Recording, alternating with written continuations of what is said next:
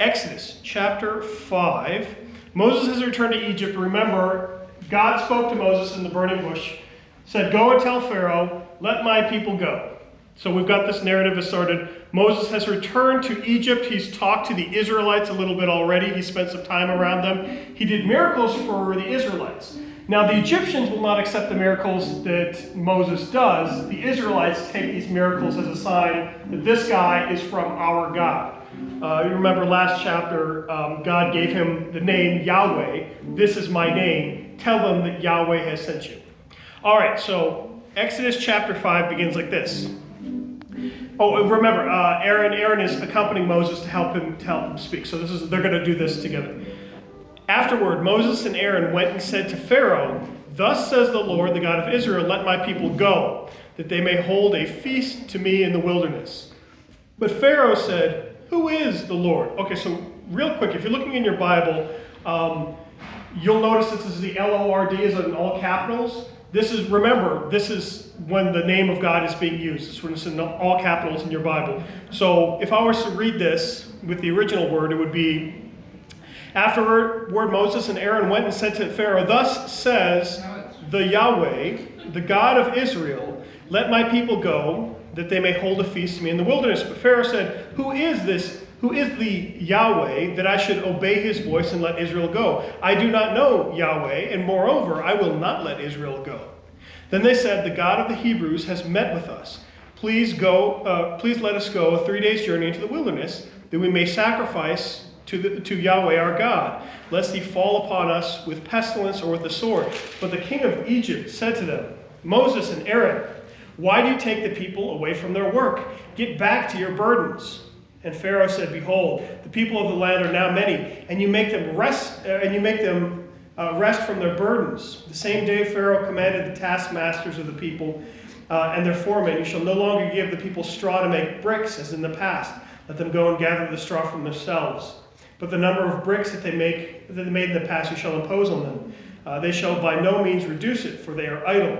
Therefore they cry, let us go and sacrifice to our God. Let heavier work be laid on the men, that they may labor at it and pay no regard to lying words." All right, so when Moses confronts Pharaoh refuses. He says, I'm not going to let your people go. He points out that the people, he says, you're making the people idle. That Moses is distracting them from their work. Now, if Pharaoh was being honest, and Moses was distracting them from their work, and all Pharaoh cared about was getting these things built, he wouldn't have taken the straw away. Rather, he intentionally makes it more difficult for the Israelites to do the work. He intentionally reduces productivity. They're supposed to come out with the same number of bricks, but really they're going to be working harder. They're not going to be working as well. So essentially, he's pretty much guaranteeing that there's going to be reduced productivity. He is not acting like a businessman here. He's acting like a tyrant. The whole point of what he's doing is to make the Israelites miserable, not to get them back to work, to get his projects done. So there's no sort of way that you can look at this and say, well, the Israelites are just being idle. He's just trying to fix that problem, even though that's what it sounds like he's saying. All right, so Pharaoh is dishonest. Let's establish that right here and now. That's going to be important going forward. All right, verse 10, so the taskmasters and the foremen of the people went out and said to the people, "Thus says Pharaoh, I will not give you straw. Go and get your straw yourselves wherever you find it. But your work will not be reduced in the least." So the people were scattered throughout the land of Egypt to gather stubble for straw. The taskmasters were urgent, saying, "Complete your work, your daily task each day, as when there was straw." The foremen of the people of Israel, whom Pharaoh's taskmasters had set over them, were beaten and were asked, "Why have you not done all of your tasks, making bricks today, yesterday, making bricks today and yesterday, as in the past?" All right, so the foremen, if I understand this correctly, the foremen would be the Israelites. The taskmasters would be the guys with the whips. The foremen would be the Israelites who were directing the other Israelites to make bricks. To make bricks in this way, this is a pretty traditional way to make bricks. This is not the bricks that the pyramids are made of. The pyramids are made of, I believe, sandstone. They're made of, or limestone. One of those, I think it's limestone. Those are giant stone things that are cut out of a mountain and transported. Whereas these bricks would be you smush mud and straw together, and it holds together, it binds together that way, and you build sort of mud huts or clay huts. What was that? Like adobe houses. Like adobe houses, exactly. So this is a worldwide thing. Is making bricks kind of out of mud, out of clay. We have the red clay bricks that we have. That's just an industrialized version of the kind of bricks that were handmade before. When I lived out in Panama, I remember them making bricks there. I remember specifically, I thought that one of their tools looked like a ladder because it's got these rungs, and they would pack kind of mud. Well, I thought it was mud, it was clay. They would pack clay in between each of the legs of the ladder, and then they would lift the ladder up, and behold, you would have all of these shaped clay things. Now, of course, you'd mix stuff with the clay, like straw in this case, to help it bind together. So this is what they were doing. They were making bricks, and you make all kinds of buildings out of bricks. Again, this is not going to be referring to the Israelites pushing around big blocks for the pyramids. Could that have been part of their job at some point? Maybe, but that's not what's going on here. All right, so the taskmasters are beating up the foreman, and as we say in the military, that kind of thing rolls downhill.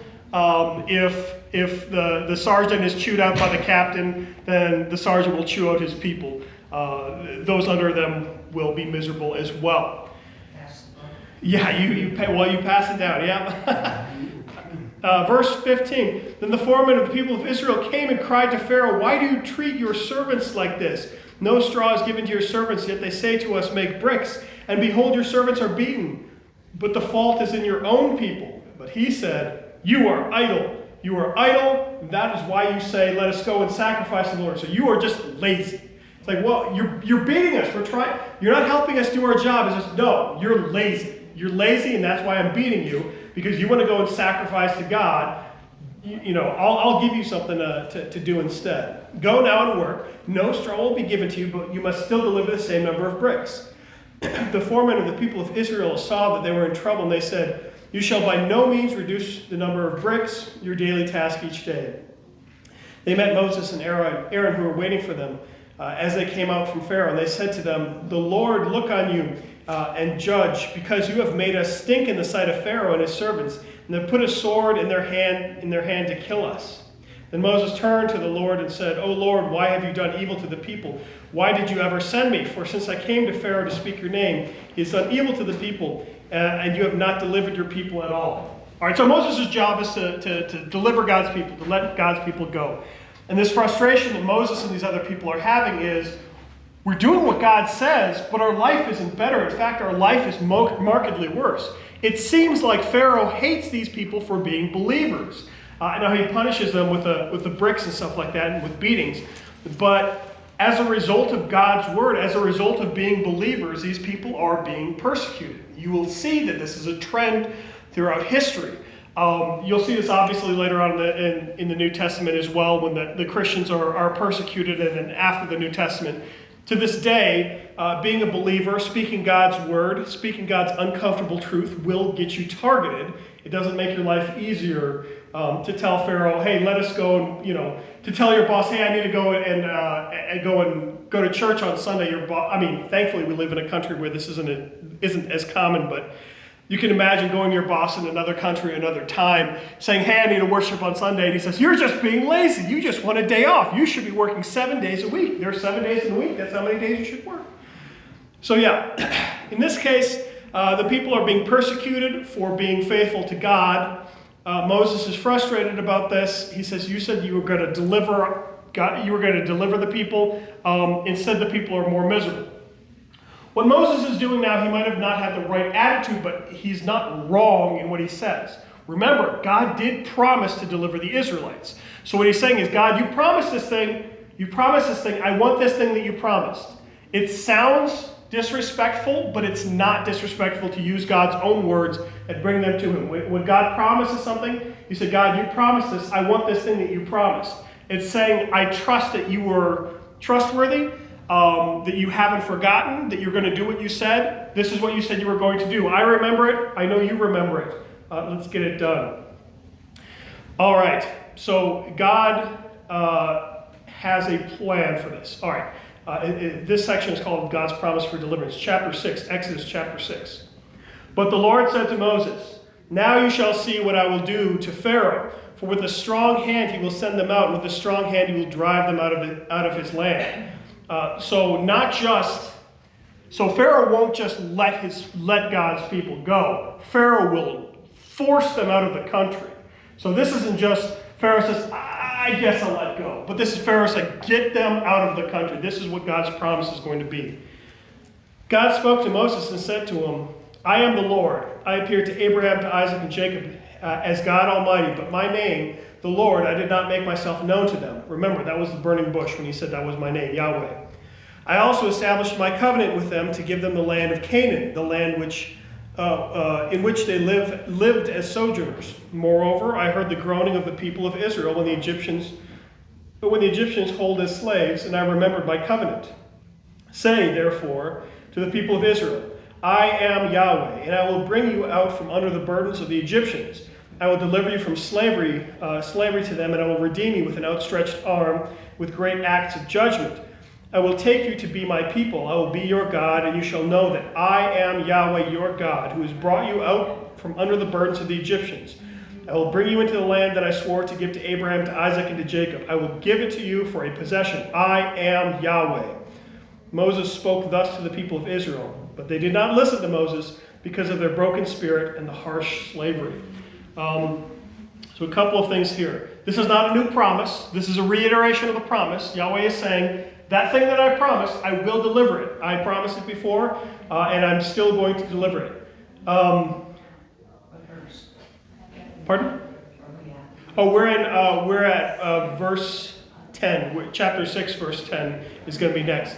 There is, and I really would like to do a study on kind of the different types of body parts described of God, where it says the arm of God, the face of God, the hand of God, things like that. From a cursory look, it looks like whenever it talks about the arm of God or the strong hand of God, so it says the strong hand in verse 1, and in verse 6 it talks about God's outstretched arm. It's often talked about the strong arm of God as either protection or judgment. So he's smashing people with the arm, or he's protecting people with his arm or with his hand. So this seems to be something that comes up a bit. Let's see. It's the same covenant as before. This isn't a new promise. This is the same promise. But yeah, the people are not believing because they're miserable. Thankfully, God following his promise does not depend on whether or not the people earn it by being good Israelites. You'll notice consistently in the Old Testament, the Israelites rebel, they're naughty, they don't listen, they don't do what they're told. But God remains faithful even though they are regularly unfaithful. So they do not earn in any way, they do not earn their way out of Egypt. If you want to make a parallel to salvation from the consequences of sin, please do. They are brought out of Egypt, not by their own power.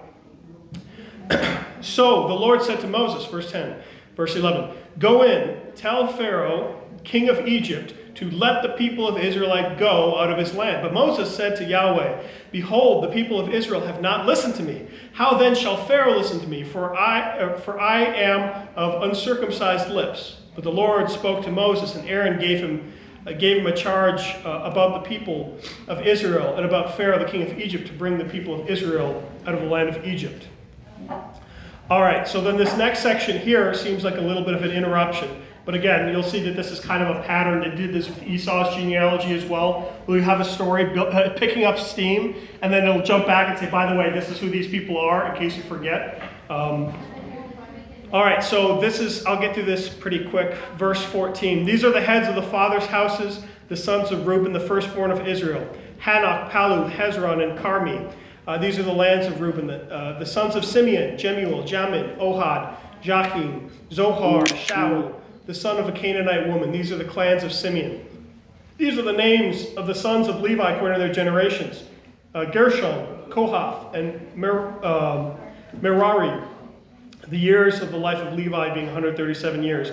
The sons of Gershon, Libni, and Shimei by their clans. The sons of Kohath, Amram, Izhar, Hebron, and Uzziel. The years of the life of Kohath being 133 years. The sons of Merari, Mali, and Mushi. These are the clans of the Levites according to their generations. Amram took his wife Jochebed and his father's sister, and she bore him Aaron and Moses. The years of the life of Amram being 137 years. The sons of Izhar, Korah, Nepheg, and Zichri. The sons of Uzziel, Mishael, Elzaphan, and Sithri.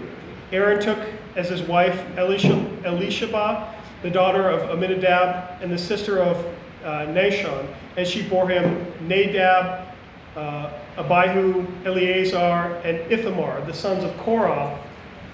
Keep that in mind, the sons of Korah, they come in later. Asir, Elkanah, and Abiasaph. They were the clans of the Korites. Eleazar, Aaron's son, took as his wife one of the daughters of Putiel, and she bore him Phinehas. These are the heads of the fathers' houses of the Levites by their clans. These are the Aaron and Moses to whom the Lord said, "Bring the people of Israel out from the land of Egypt by their hosts." It was by they who spoke to Pharaoh, the king of Egypt, about bringing the people of Israel out of Egypt, and Moses to Aaron. On the day when the Lord spoke to Moses in the land of Egypt, the Lord said to Moses, "I am the Lord. Tell Pharaoh, king of Egypt, all that I say to you." But Moses said to the Lord, "Behold, I am of uncircumcised lips. How will Pharaoh listen to me?" So this is the narrative. Pause in the narrative. By the way, here's a reminder of who all the people are, in case you forgot. Here's how they're all connected to each other. This is where we are in the narrative. Back to the narrative. So that's what that section was. It's more for reference. There's a couple of names in there that'll come up later. You'll hear about Korah's rebellion a little bit, but they'll come up later. All right. Back to the story. Chapter 7, Exodus chapter 7. And the Lord said to Moses, "See, I have made you like a god to Pharaoh, and your brother Aaron shall be your prophet. You shall speak all that I commanded you, and your brother Aaron shall tell Pharaoh to let the people of Israel go out of the land. But I will harden Pharaoh's heart, and though I will multiply my signs and wonders in the land of Egypt, Pharaoh will not listen to you. Then I will lay my hand on Egypt, and I will bring my hosts, my people, the children of Israel, out of the land of Egypt by great acts of judgment. The Egyptians shall know that I am the Lord when I stretch out my hand against Egypt and bring out all the people of Israel from among them." Moses and Aaron did so. They did just as the Lord commanded them. Now Moses was 80 years old and Aaron was 83 years old when they spoke to Pharaoh. I think somebody was asking last week kind of how old they would be. So again, Charlton Heston, white beard, that makes sense. All of this is kind of Old Testament, 80 years old, so he's probably got a little bit more, energy than people later on would have. All right, so they're speaking to Moses. God says he says, "I will make you like God to Pharaoh." So he's not saying that he will make him a literal divine being, but this is a major insult, a major slap in the face of Pharaoh, because this is going to come up in just a minute.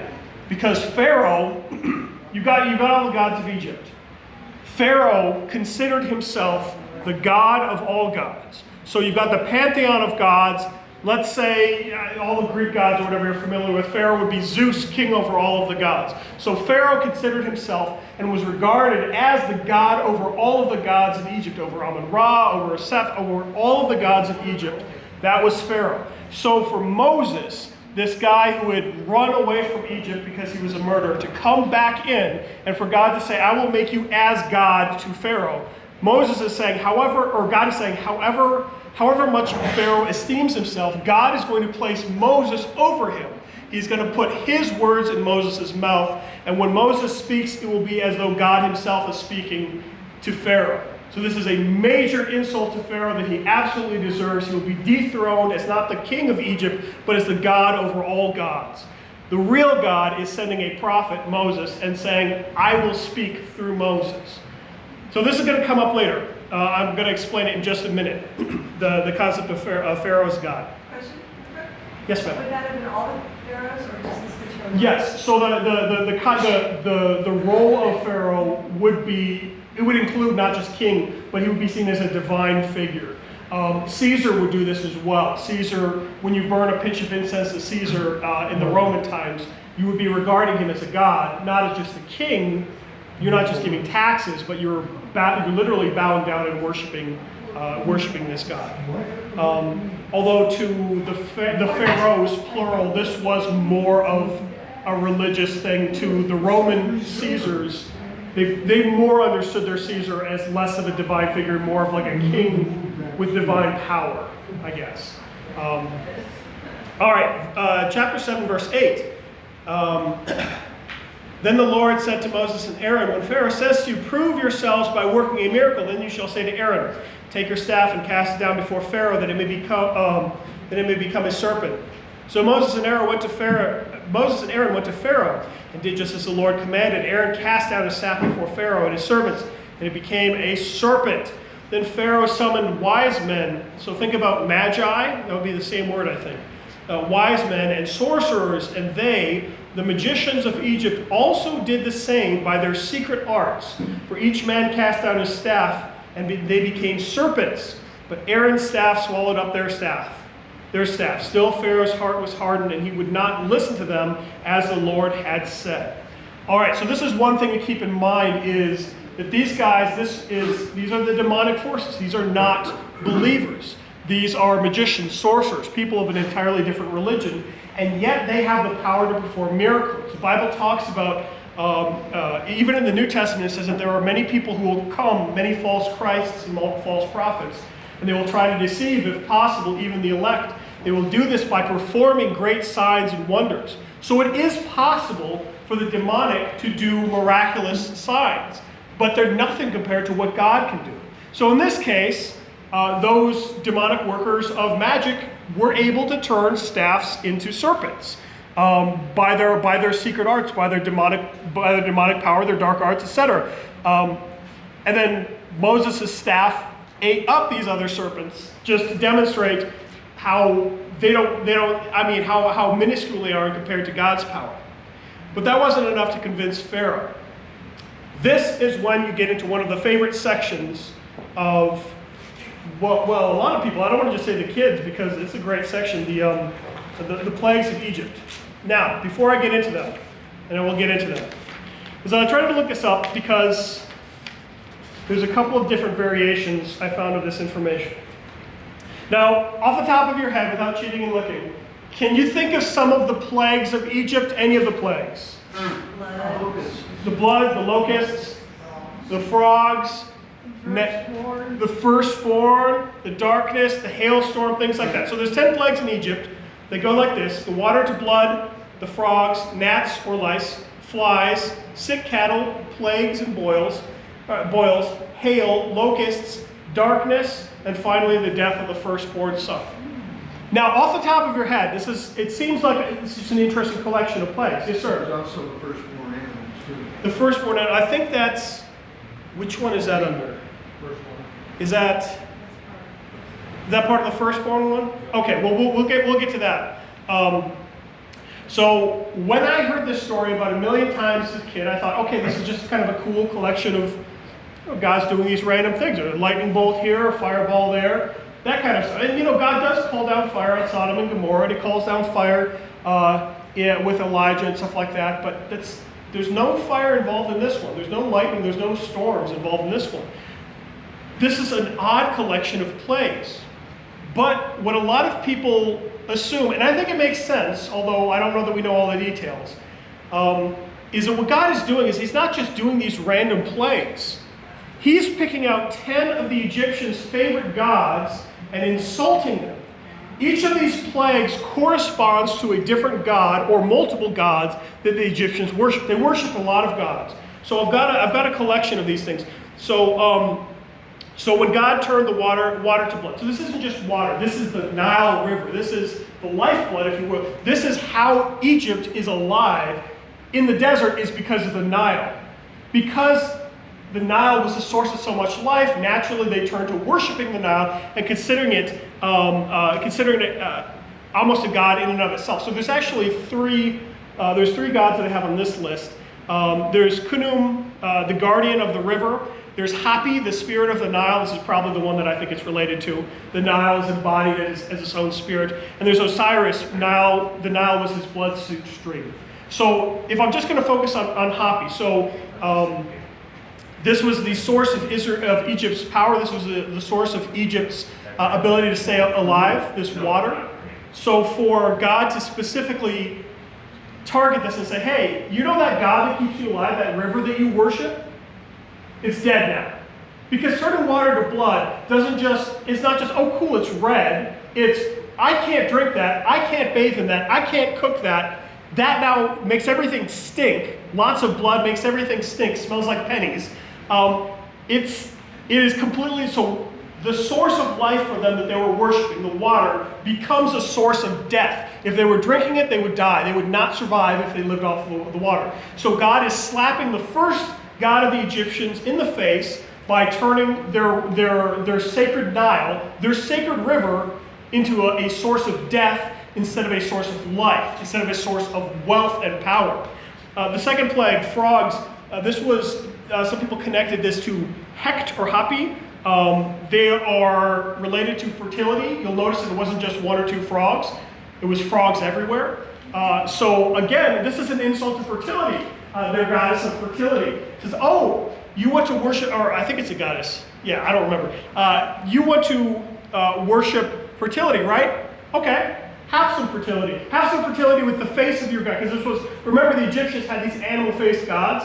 This was one that was represented by a frog a lot of times. Oh, you like frogs and fertility? Okay, have as many frogs as you'd like. Frogs everywhere. Frogs in your sandwiches. Frogs in your bed. Frogs in your sandals. Frogs everywhere. So again, it turns this god that these Egyptians worshipped into an insult. Next, you've got the plague of gnats or lice. There's a couple that I saw connected, a couple gods connected to this. One of them is Seb, the god, the earth god. Let me see what this one says. Yeah, so it's called, he's kind of the god of dust. So if you're living in Egypt, there's sand everywhere. So again, because it's everywhere, you turn it into a god. And they're like, okay, well, oh holy sand god, please stay out of my, please stay out of my sandals or something like that. So again, he's saying, okay, well, what if you have this sand and it's alive and it bites you? So as numerous as the sand, that's as much as sand gets everywhere, guess what? Your bug-faced god is now going to be mocked by putting lice everywhere. You want sand? You got sand. You got living sand that now bites you and makes you itch everywhere. And by the way, I'm using the face of your god to do it. He's not done. The fourth plague is flies. Now, one of the lists that I have, it connects it to Kepri. This is the beetle god who moves the sun around like a dung beetle moves around a ball of dung. But I don't like that as much. Uatchit is another fly god. So again, God insults them by using their own god and saying, okay, you like flies so much? Guess what? Have as many flies as you want. Right. And then at this point, he starts separating the plagues that are befalling the Egyptians. So before this, there's frogs everywhere. At this point, he starts specifically targeting the Egyptians. He says, okay, now that I've got your attention, that I'm making fun of all of your gods one at a time, now I'm going to distinguish my people from your people, the people who worship these things from the people who worship me. My people are not going to be affected by these plagues going forward. All right, so at this point, you've got the fifth plague is the sick cattle. Let me see which one this one says. So there's a lot of cow gods. Hathor is probably the one that I'm thinking of. So there are Egyptian gods associated with bulls and cows. Okay, you've got the bull would be strength, and whereas the cow would be kind of milking the cow, that would be kind of sustenance. I forget which goddess it was, but she's often depicted with a crown that's got like cow horns on it. I've got paintings. I think I got a painting of it in my office somewhere on a papyrus. But okay, you look to these cow gods as for strength. You look to these cow gods for giving you life-giving food. Well, guess what? Now your cow god is weak. It's dying of a disease. Now your cow god is so sick that if you try to drink the milk of this cow god, you won't get better. You'll get sick yourself. Again, it's a direct insult to one of their gods. And God continues to go and insult their gods. Next up is the boils. All right. The one that you may have heard of is Sekhmet. This would be the Egyptian goddess of epidemics. So you seem like, it's not Mercury, it's not Hermes.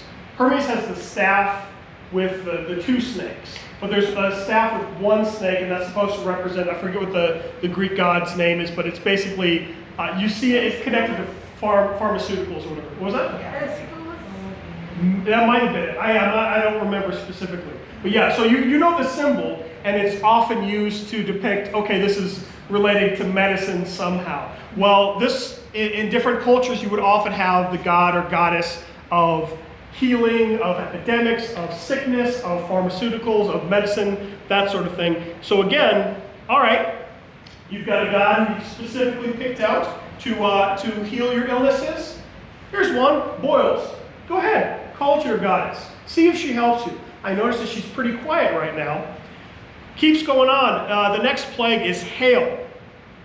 Nut, this is the Egyptian sky gods. So at this point, you're getting to the higher level of, up until this point, you've kind of gotten mid-level gods that are being insulted. You know, how dare you insult our cow god? How dare you insult our river god or whatever? River god, the Nile god would be pretty significant. But at this point, if you're picking things to be gods, they pick the sky to be the god. So Nut is the god, the goddess of the sky. You would also have Isis. You've maybe heard of this, and Set. These are agricultural deities. I think it's either Set or Sekhem. Well, I forget how to pronounce it. The alligator one. And then you've got Imhotep. You've probably heard of. Or not Imhotep. Imhotep would be god of healing. Shu, so the Egyptian god of the atmosphere. So Nut, Isis and Seth, and Shu. So if you're worshiping things around you, if you're an animist and you say, well, this tree is a god, when you start getting bigger and bigger, probably the thing that you worship is the sky, and then over above the sky you worship the sun and the moon. So we're going up here in ranks of how important these things, these gods are that are being insulted here. So if you're worshiping the sky, if you've got a sky god, how come your sky god is throwing down hailstones and destroying everything, huh? Huh, Egyptians? Where's your sky god now, huh? I notice your sky god is destroying all of your land. Your sky god must really hate you. You should probably get rid of these Israelites. That's not enough. Next one is the locusts. Serapia. Serapia is an Egyptian goddess of or deity, protector from locusts. This one also has. This one also lists Neper and Nepri, were the god and goddesses of grain.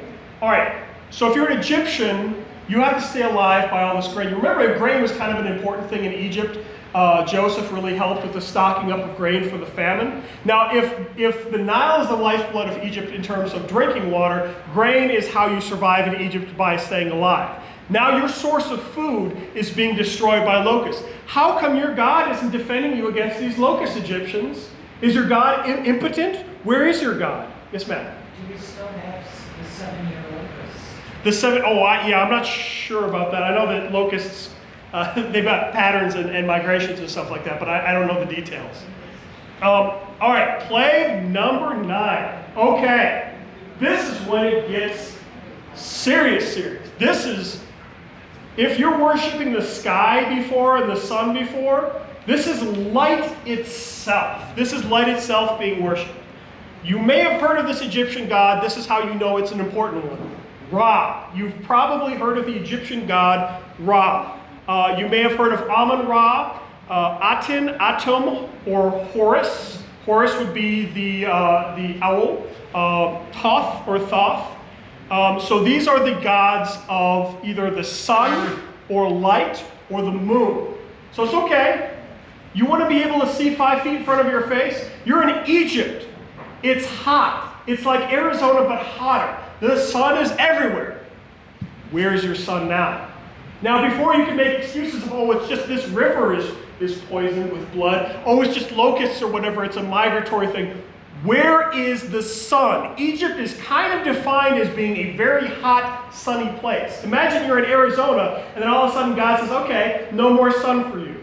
And Arizona is just cold and there's no sun. That would be significant if Arizona lost its sunlight. Yes, ma'am?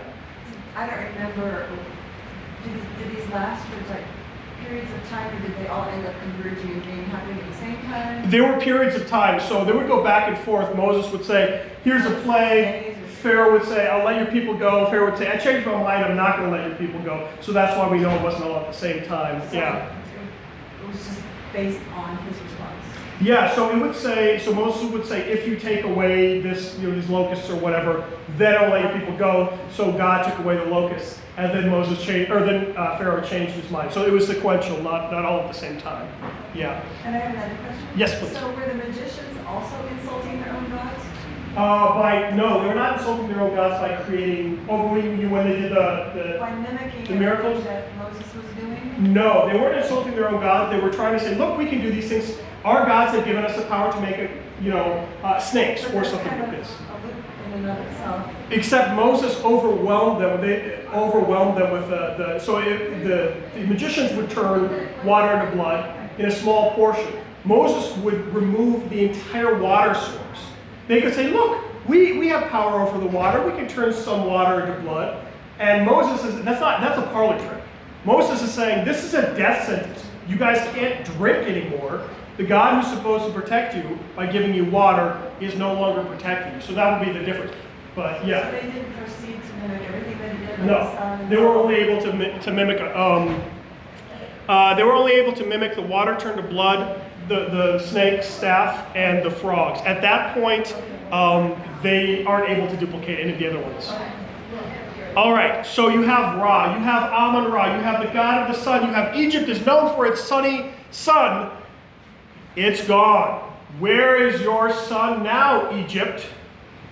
Finally, this is why I brought up the Pharaoh as God thing. Finally, you have the biggest insult to the most important Egyptian god of all, bigger than the sun god, bigger than Ra, bigger than Amun-Ra, bigger than Thoth, bigger than Horus, bigger than all the most important Egyptian gods, is Pharaoh himself, the god of all gods. Pharaoh, the most important thing in your life is your lineage. Your firstborn son who will take on your name and take on your throne and take on your deity after you die. Guess what? He's gone. Your firstborn son is now taken away from you. Now this plague judged all of Egypt's God, including Pharaoh itself. Remember, Pharaoh had killed the firstborn sons, or tried to kill the firstborn sons of the Israelites. So this is, let's say, poetic. This is just, oh, Pharaoh, you think that you're God over all gods and that you can kill the firstborn sons of all others?